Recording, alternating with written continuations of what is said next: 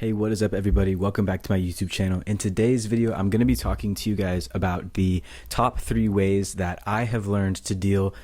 Hey, do you guys... Let's give them their little moment in the spotlight. Do you guys mind? I'm trying to record. Anyways, in today's video, I'm going to be talking to you guys about the top 3 ways that I have learned throughout my transition to deal with internalized transphobia.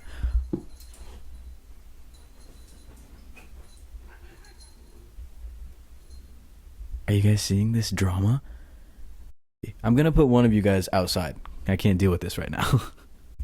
Okay, sorry about that. Anyways, this video is, like I said, twice now, I think. It's about internalized transphobia and dealing with internalized transphobia. The last couple of mental health videos that I've made, they were very broad, they were kind of vague, so I decided that I would go ahead and make a more in-depth video describing, like I said, the top 3 things that I wish I had known before I kind of let myself spiral into the state of internalized transphobia that I used to have. I'm well into my transition. I started testosterone in 2017. I'm 24 years old and I started T when I was freshly 18. So, I've been in this thing for quite a long time. I've been in this community for a while, and a lot of my internalized transphobia stemmed from other members of the transgender community, excuse me. So this video is just going to be about that. Internalized transphobia, if you've ever suffered from internalized transphobia, or if you're suffering with it, or I guess struggling is a better way to put it. If you've ever struggled with internalized transphobia, or if you're currently struggling with it, I hope this video will help you. I'm going to try to film fast because it's kind of overcast outside today and we're losing daylight. So I've turned on my room light here. I really just need to get a lighting setup, but it is what it is. So for those of you who don't know what internalized transphobia is, basically internalized transphobia is essentially a person's internalization of the oppressive and kind of gender normative views that society holds, and the expectations of what a male and a female are supposed to be that is created by society. Internalized transphobia can look like somebody feeling like they cannot fully express themselves. So back when Calvin Guerra was really big on YouTube, there was the whole thing about the T voice. Trans masculine people were really insecure about the tone and the pitch of their voice. They didn't want to sound transgender, whatever that meant. There was also a lot of people saying that trans men can't wear makeup, trans men can't paint their nails, trans men can't wear skirts, or anything that's inherently feminine. A lot of internalized transphobia can also manifest as just negative self-talk. People telling themselves oh, I'm not trans enough, I'm not really trans. Obviously that's not true. So basically internalized transphobia just manifests as self-bullying or negative self-talk. It's traumatic, genuinely. Internalized transphobia can be genuinely traumatic. And so that's why in this video I wanted to share with you guys the 3 things that I personally have done in order to overcome my internalized transphobia and really grow to accept my transness and my identity as a trans man, and what being trans means for me personally. So the first point that I wanted to bring up to you guys is basically just understanding what internalized transphobia is and how it can manifest, which is what we just briefly spoke about, and then acknowledging it, and acknowledging it in yourself, understanding and acknowledging the fact that you probably as a trans person have experienced or are experiencing internalized transphobia. And that doesn't mean that you have to shit on yourself or be hard on yourself for struggling with something like this, because a lot of trans people go through this. It's just what we've been conditioned to think and to feel towards our identity by this cis-normative society that we live in. And so this first point is really more about being aware and being reflective towards the internalized transphobia that we feel and acknowledging it as it happens. I know, at least speaking from my personal experience with it, I used to think these negative things about myself and I would either just accept it as the truth. I would be yeah, you're right, I'm not really trans, or I'm not trans enough, or I'm not masculine enough to be a real man, or whatever the fuck I was thinking at the time. Or I would just completely pretend that I wasn't listening and I couldn't hear what was being said. And both of those things is not dealing with the actual problem. Both of those are avoidant behaviors. Part of the reason why acknowledging and understanding your internalized transphobia is so important is because it gives us back that sense of control over ourselves and over our consciousness.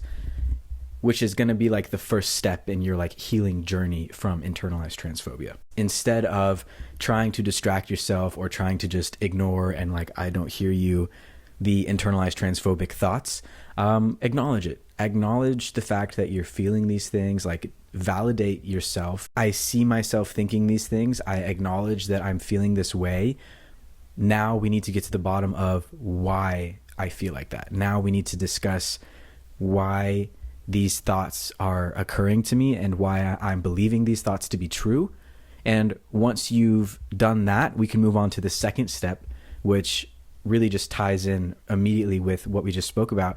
And the second step is quite literally just self-compassion. Like, just be extremely nice to yourself. Like, society, especially nowadays, like, it's so ironic to sit here and be like, back in 2017, 2018, when I first came out and when I first started testosterone, society was so much more accepting of my gender identity than now in 2023. The second point is just being fucking nice to yourself. So we've covered the first point. We've covered the fact of, okay, I've acknowledged that I'm experiencing internalized transphobia. I understand where my internalized transphobia is coming from.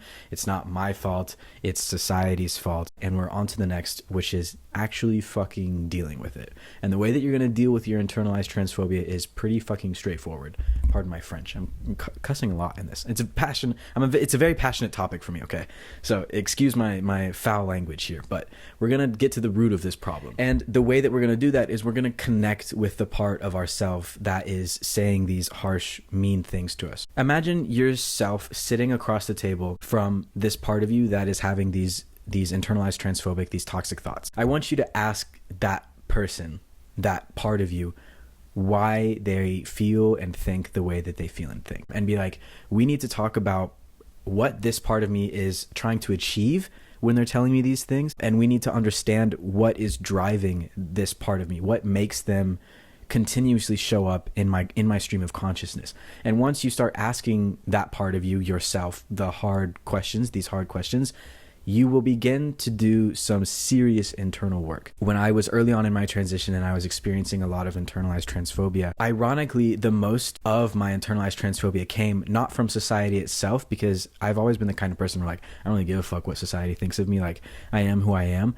But ironically, a lot of my internalized transphobia came from the transgender community and the people that I was surrounding myself with at the time. I was watching a lot of Calvin Guerra. I was watching a lot of Storm Ryan. I was watching a lot from these transgender creators online that I looked up to them. I wanted to be like them. I considered them like the role model for trans masculine people at the time. And unfortunately, their content at the time was very negative. It was very much, Calvin Guerra posted all those like SJW reaction videos, and like he was talking all the time about how to be transgender. He was basically coaching this generation of trans masculine youth.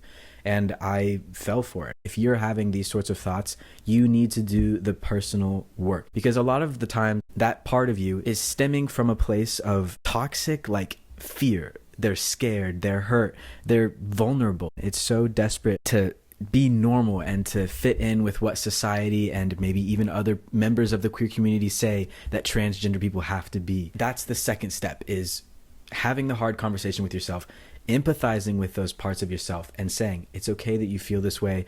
I understand why you think these things and why you're telling me these things, but we have to move on, because otherwise you're not going to heal. You're not going to begin that process. You're just going to be stuck in this toxic loop. Okay, so I feel like a lot of you guys are going to tell me that this last point is like pretty self-explanatory, and it is. To a certain degree, it is. So the third point I'm going to talk to you guys about, the third thing that really helped me overcome my internalized transphobia, is just surrounding myself with queer and specifically other trans people. When I first started my Instagram, when I first started my YouTube channel and my TikTok and everything, I did it with the sole intention of meeting and creating a community with other transgender people. Creating a community and finding these other trans people online was huge for my process towards self-acceptance. A lot of people within the queer community, and specifically transgender people, tend to kind of isolate themselves. Think of those people who say like, oh, I'm not like those other trans people. I'm not like those other gay people. They take it too far. Like I'm the right kind of trans person. Like you can be around me. I'm not going to rub it in your face or shove it down your throat. Think of people who say that. those types of people are the ones that are struggling the most with internalized transphobia and homophobia, because they're so caught up in what society thinks of them that they cannot accept themselves for who they are. I can't imagine being happy in a situation like that. Seeing yourself in the people around you will help create a sense of normality around your identity and a sense of like just normalcy about being trans and the things that you're going through because you're trans. Those people will really help challenge your views and will really honestly just help keep your internalized transphobia in check. And I think that's really important. That's probably the most like important part of my journey to self-acceptance, was finding other trans people. So yeah, those are definitely the 3 main points that I would say are like the most important for overcoming internalized transphobia. If you guys enjoyed the video, if it made sense to you, I would really love your feedback in the comments, or if you just want to like leave a like on the video so that I know that you liked it, that would be great. If you guys have other tips or tricks for how you personally overcome your own internalized transphobia, or just how you overcome transphobia from outsiders as well, please feel free to leave them in the comments below. Thank you guys so much for watching. If you're still here, I really appreciate it, and I will see y'all in the next video.